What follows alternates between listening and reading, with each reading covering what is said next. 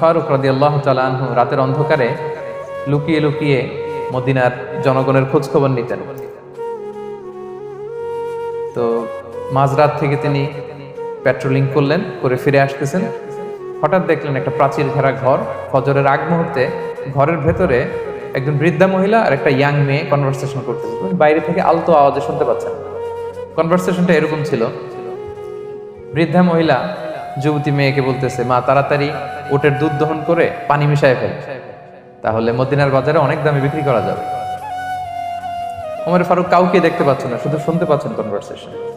তো মেয়ে বলতে আরম্ভ করলো যে, মা আপনি কি জানেন না ওমর ফারুক বিধান জারি করেছে, কেউ যদি দুধের সাথে পানি মেশায়, এটা যদি প্রমাণিত হয় তাহলে কঠিন শাস্তি দেওয়া হবে।